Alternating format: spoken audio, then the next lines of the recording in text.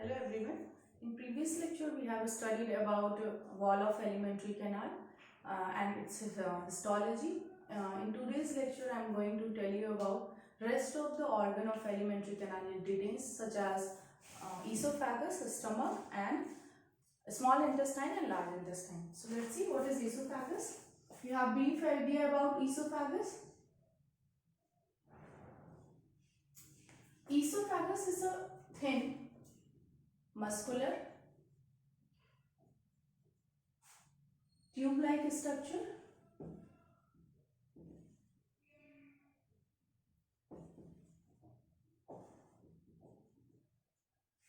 which runs from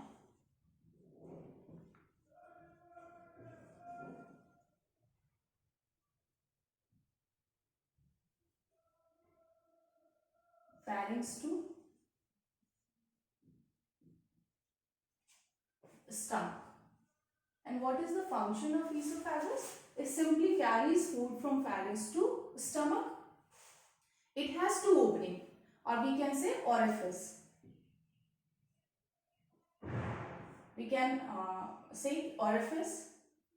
One is the upper opening, that is called gullet, and the other opening which opens into the stomach guarded by the cardiac sphincter.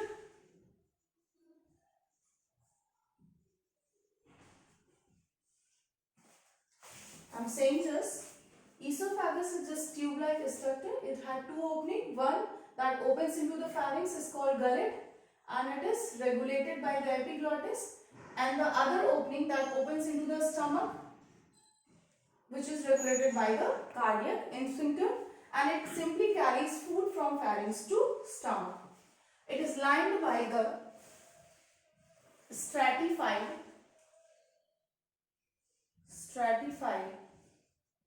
squamous epithelium. Squamous epithelium.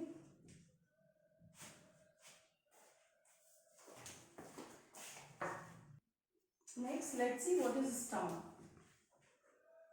You know, stomach is the widest part of alimentary canal. Widest organ, we can say, organ of alimentary canal.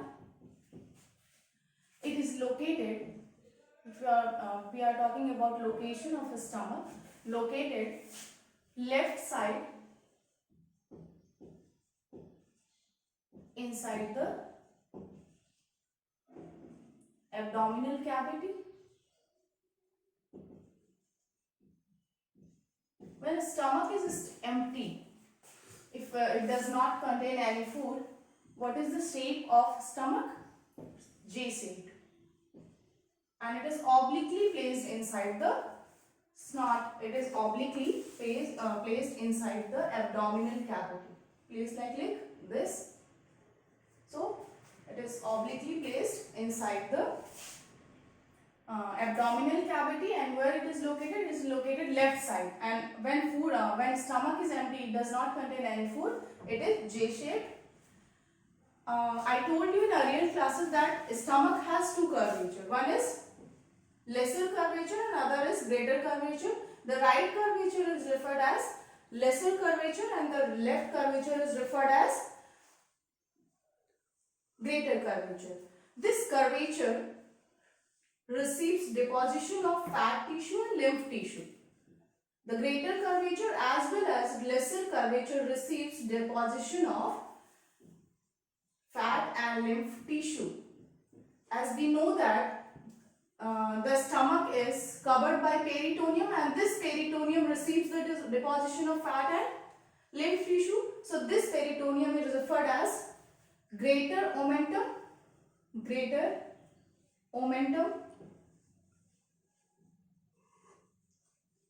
and as this is the lesser curvature or right curvature, this is referred as lesser omentum.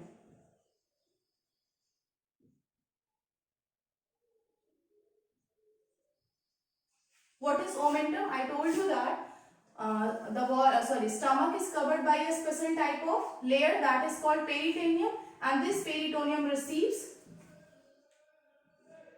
fat and lymph tissue deposition. Fat and lymph tissue deposition. After deposition of fat and lymph tissue, this peritoneum is referred as omentum, and this is referred as greater omentum, and this is referred as lesser omentum. What is, if we are talking about what is the function of a stomach? A stomach is the reservoir of food. Reservoir of food. It stores food for 4 to 5 hours. During this storage period, the wall of gastric gland, the wall of stomach has gastric gland and sense the presence of food, and they start secreting gastric juices. They start secreting gastric juices. These gastric juices are secreted from the gastric gland, and where gastric glands are located? They are located inside the wall of stomach. And during this, the wall of stomach also allow a special type of movement that is called churning movement. You have heard about this movement. It facilitates the mixing of food with the gastric juices. So, at the time of storage of food, during this period, for as I told you, the stomach stores food for 4 to 5 hours, and during this, the presence of food sensed by the wall of alimentary canal, stomach, and they start secreting gastric juices. Simultaneously, the wall of stomach also allow a special type of movement that is called churning movement, and this churning movement facilitates the mixing of food with the gastric juices. What is the composition of gastric juices? Let's have a brief idea about it. Gastric juices consists of HCl, mucus, and various digestive enzymes like prorenin,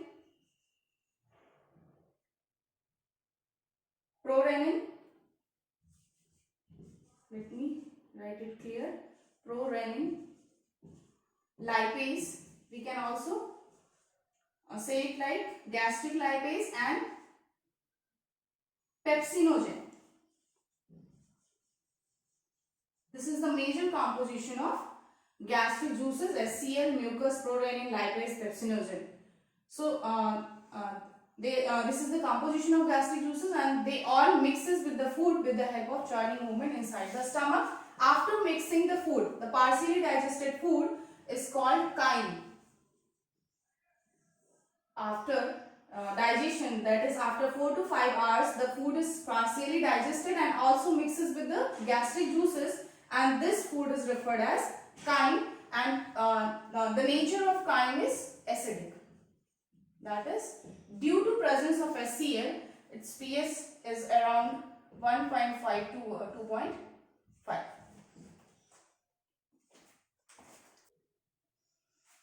As I told you that gastric gland present inside the wall of stomach, and gastric glands simply are the modification of mucosa epithelium. Modification of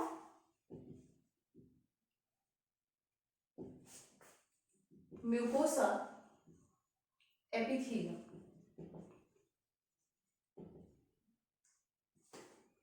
The mucosa epithelium, that is the innermost epithelium, is modified in the finger-like structure in this fashion, and the epithelium cells are modified to various gastric glands, and they start secreting various gastric juices.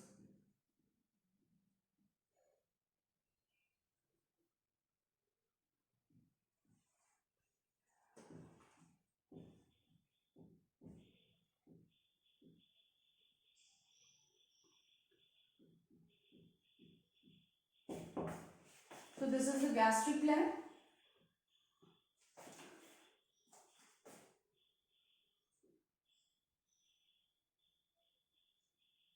All over the gastric gland, the epithelium cells consist of mucous neck cell. Mucous neck cell. They secrete mucus. They secrete mucus. At the basal part of gastric gland, the epithelium cells are modified to secrete various hormones, and they are referred as entero, we can say argentaphil cells, argentaphil cells, or enterochromaffin cells. And these cells are, argentaphil cells are differentiated into again 3 cells, that is D cells, G cells and ECL cells. What is ECL cells? ECL cells, enterochromaffin like cells. These cells secrete somatostatin. It is a hormone, somatostatin. Somatostatin, what is the function of somatostatin? Somatostatin suppress the secretion of gastric juices. It's somatostatin suppress the secretion of gastric juices. And what is G cells secrete? They secrete gastrin, another hormone which stimulate the secretion of gastric juices. Stimulate secretion of gastric juices.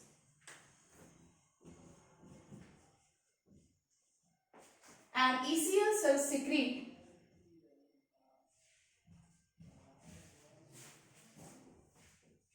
another hormone called histamine.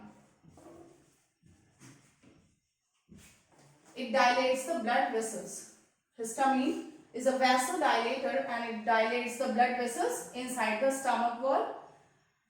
And what is somatostatin? It suppresses the secretion of gastric juices and secreted from the D cells. What G cells do? They secrete gastrin hormone. This is gastrin hormone and it stimulates the secretion of gastric juices. Just opposite. They both perform different function, or just we can say opposite or antagonistic to each other. It suppresses the secretion of gastric juices and stimulates. Gastrin stimulates the secretion of gastric juices. And what is do ECL? ECL secrete histamine. ECL, the full form of ECL is enterochromaffin like cells. Next, we can see parietal cells.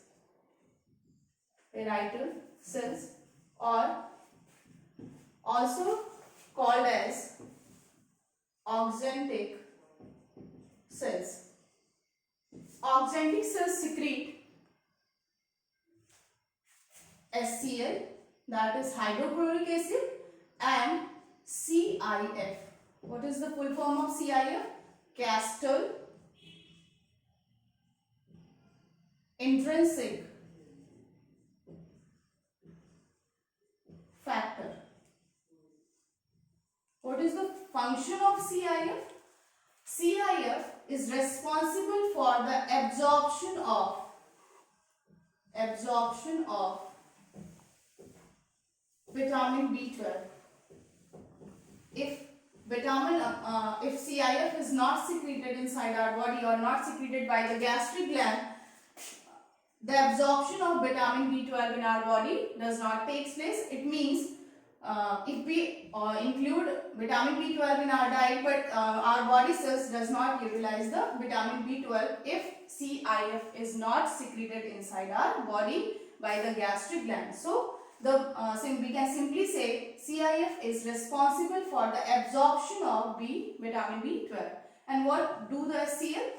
All the gastric enzymes, that is digestive enzymes secreted by the gastric glands, they are secreted in inactive form. So activation of these gastric enzymes is done by the HCl. So we have seen about the parietal cell, argentaphil cells, mucous cell. Next cell is chief cells. They are also referred as peptic cells, or also referred as zymogen cells. Please remember all the names. Chief cells, they are also referred as peptic cells. They are also referred as zymogen cells. What they secrete? They secrete various gastric enzymes like pepsinogen, prorenin, and gastric lipase. They secrete three enzymes: pepsinogen, prorenin, gastric lipase. These two enzymes are proteolytic enzyme. Proteolytic enzyme. What is the meaning of, if we say this is proteolytic enzyme? Means it digests protein. All the enzymes that digest protein are referred as proteolytic enzymes, and prorenin specifically digests only milk protein, that is casein, and rest of the protein are digested by the pepsinogen, and gastric juices digested the fat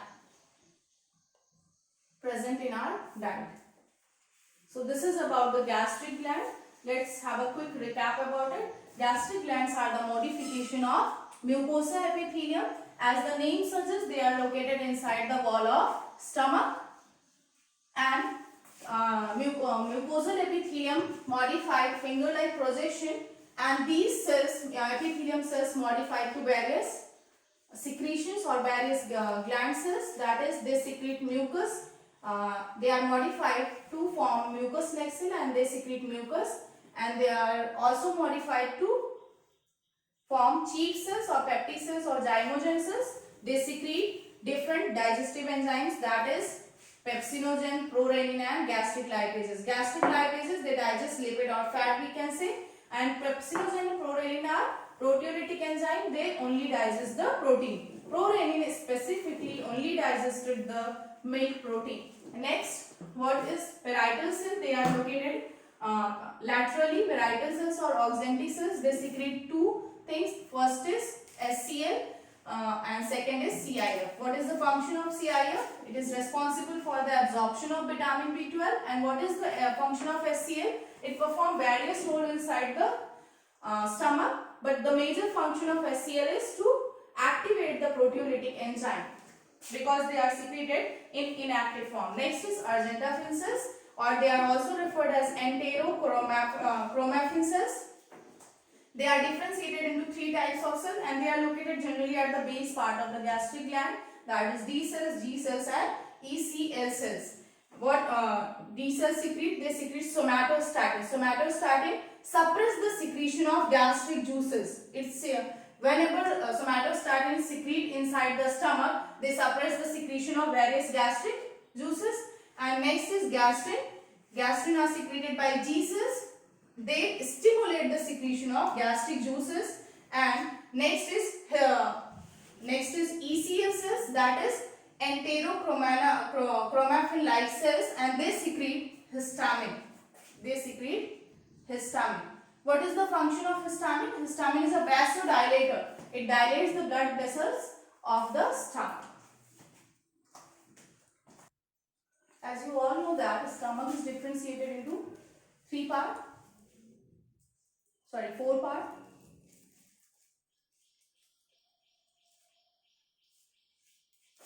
And after stomach, what is started? That is our small intestine. The upper portion of the stomach is referred as cardiac, and below the cardiac, fundic is present, and below the fundic, the body, the major portion of the stomach, and the lower portion of the stomach is pyloric. And the stomach opens into the duodenum through a valve or sphincter referred as pyloric sphincter. Pyloric sphincter. The property of pyloric sphincter is it is open at regular intervals, or we can say keep on opening at regular intervals. It opens and closes. It opens and closes. During this opening, the small amount of food is sent into the duodenum. So, cardiac, fundic, body, and pyloric. and pyloric opens into the duodenum through the pyloric sphincter. And let's see, as we know that gastric glands secrete HCl. We know that HCl is acidic in nature, and if more and more HCl secreted inside the stomach, it may excoriate or damage the wall of stomach. It is possible if high secretion or major secretion of HCl inside the stomach, it may excoriate or damage the wall of stomach. So how wall of stomach prevent itself from HCl excoriation? Its wall consists of mucous neck cell, as I told you, and they start secreting mucus, and this mucus form a layer around the wall of stomach which protect the wall of stomach from the excoriation or from the damage of HCl. And it also lubricate the food. This is the function of mucus. Mucus protect the wall of stomach from the damage of HCl. And what is the function of HCl? As I told you that it softens the food. Soften the food particle. Next function, it also kills the bacteria present inside the food. Kills the bacteria present inside the food. Next function, it activates the various gastric enzyme present inside the gastric juices, that is pepsinogen. So pepsinogen is in an inactive form. At the exposure of HCl, this pepsinogen is converted into pepsin. This HCl is converted into pepsin. Whenever the pepsinogen comes into contact with HCl, it gets converted into pepsin, or pepsin is active form of pepsinogen, and it starts secreting protein. And after that, this pepsin goes and activates prorenin, and prorenin start digesting the milk protein, that is Kc. So inactive form is prorenin and active form is renin. And when how it converted into active form? Pepsinogen is activated by HCl, and again pepsin comes and activate the renin. We know that after stomach, small intestine started, and you know that small intestine is differentiated into three parts. One is duodenum,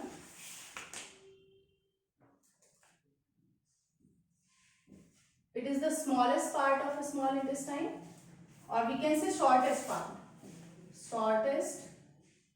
part of small intestine, 25 centimeter in length. Next is jejunum,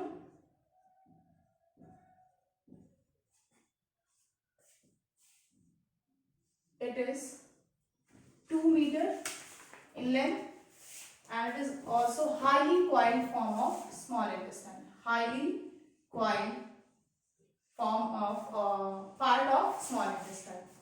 Next is ileum. It is about 1 meter in length, and it connects to the large intestine. So duodenum, shortest part of a small intestine. Jejunum, highly coiled part of a small intestine.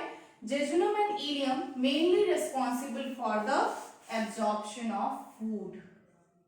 Jejunum and ileum mainly modified to absorb food, or they are responsible for absorption of food. And the final digestion of food completed inside the duodenum. Food finally digested in duodenum. There are few modifications inside the small intestine. These modifications takes place to maximize absorption of food. Maximize absorption of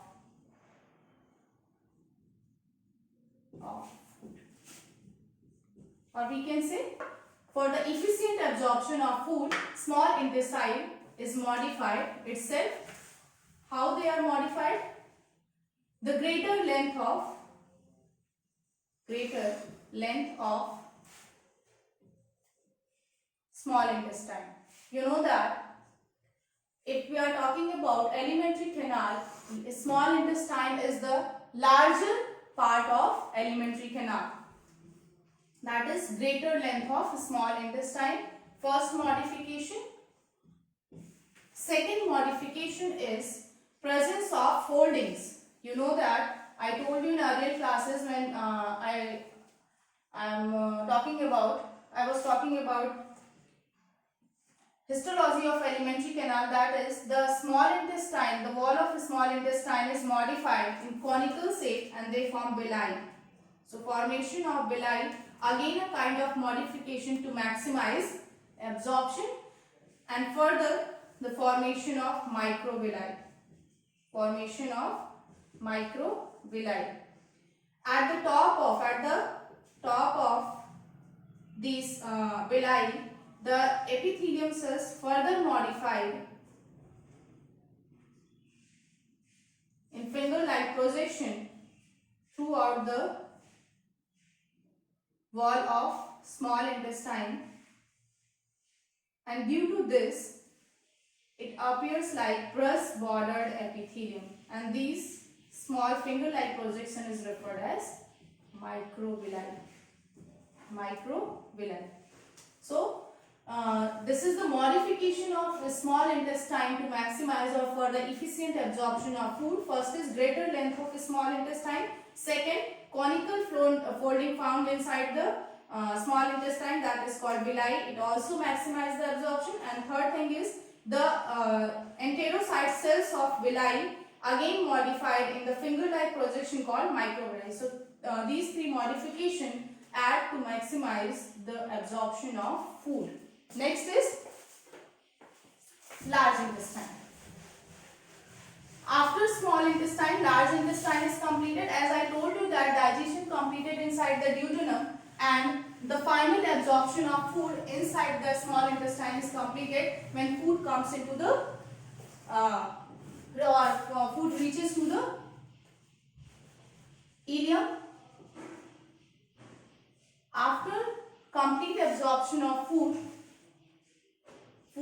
reaches to the large intestine, and large intestine again differentiated into three parts. The uppermost part that is joined to the small intestine is referred as cecum. Cecum. It is approximately 2 cm. And after cecum, colon. And after colon, what is called rectum. This is the posterior part of alimentary canal, or we can say later part of large intestine. Cecum, it receives food, or we can say the undigested part from the ileum through the ileocecal opening, and colon is further divided or differentiated into three parts, that is descending colon,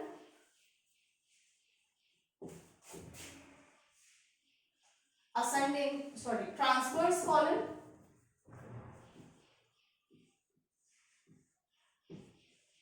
and after transverse colon, ascending colon.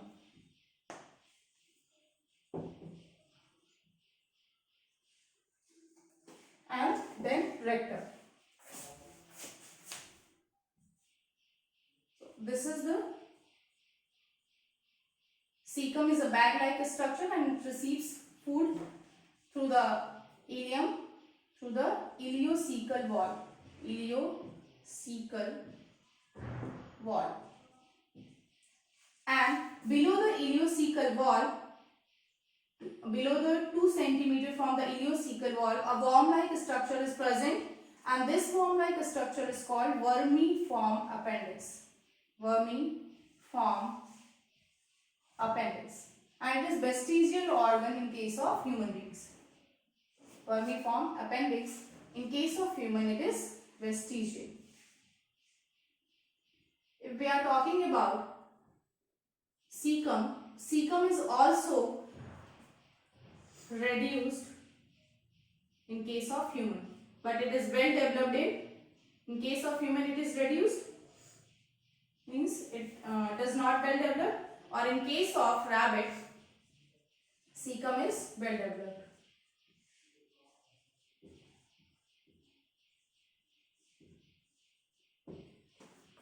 After cecum, ascending colon, and then after ascending colon what is transverse colon, and after transverse colon descending colon, and it leads to the rectum. Rectum is the reservoir of, or we can say temporary stored feces. Temporary stored feces.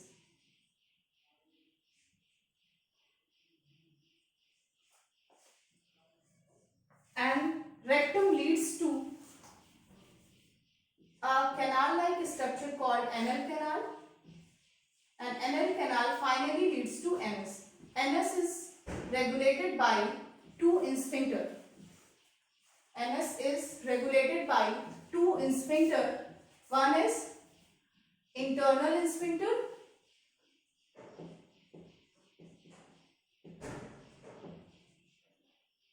other is external sphincter. As the name suggests,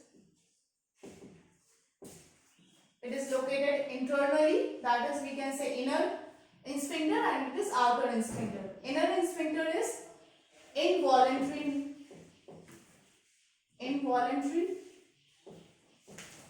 and external sphincter is voluntary, and it is used to remove feces outside the body. So this is about brief. This is about the alimentary canal and its organ in details. In next lecture, we will study about the accessory gland, that is liver and pancreas.